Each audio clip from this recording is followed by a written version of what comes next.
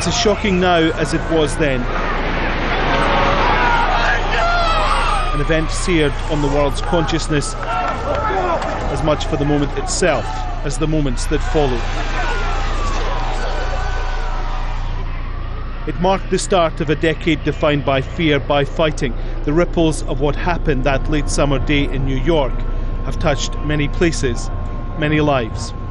I can hear you, the rest of the world hears you, and the people who knocked these buildings down will hear all of us soon.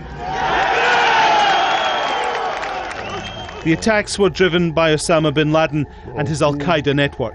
They were more successful than his wildest expectations, but failed to rally Muslims to his cause the way he hoped.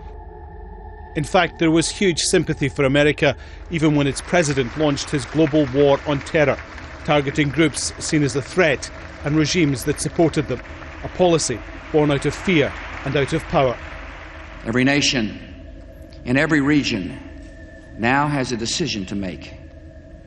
Either you are with us or you are with the terrorists.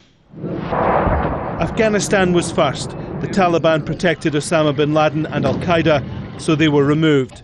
The battle swift, the result inevitable. The victory, though, not yet complete. American troops are still fighting the country's longest war. The biggest target, bin Laden himself, escaped. For now.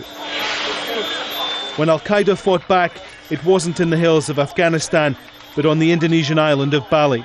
A series of bombs, 202 dead, a frightening realisation that now nowhere was safe. You will be killed just as you kill, and will be bombed just as you bomb. Then there was Saddam and Iraq. Colin Powell made the case to the UN. Indeed, the facts and Iraq's behavior show that Saddam Hussein and his regime are concealing their efforts to produce more weapons of mass destruction.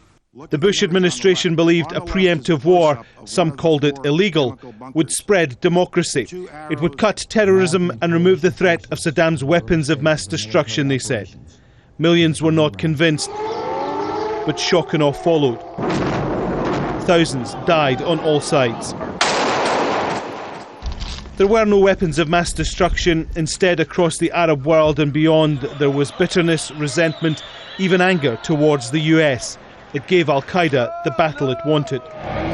It spread to the streets of Europe, to those who played a part in the invasion. First Spain, as death and destruction arrived at one of Madrid's main railway stations.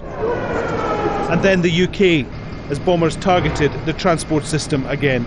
Our determination to defend our values and our way of life is greater than their determination to cause death and destruction to innocent people. America wanted change to bring democracy to the Middle East, starting with the states that didn't support them. But as it talked extending democratic values, of increasing civil liberties, there was Guantanamo Bay, the US base on Cuba, a response to the new threats. People were abducted and transferred here in a process called extraordinary rendition. They were held without trial. And then there was what was called enhanced interrogation techniques. Others called it torture. The interrogations were used on hardened terrorists after other efforts had failed. They were legal, essential, justified, successful, and the right thing to do. The President of the United States. A new president brought hope that things would be done differently, that America was different. This was no longer a war on terror. I've come here to Cairo to seek a new beginning between the United States and Muslims around the world. One based on mutual interest and mutual respect.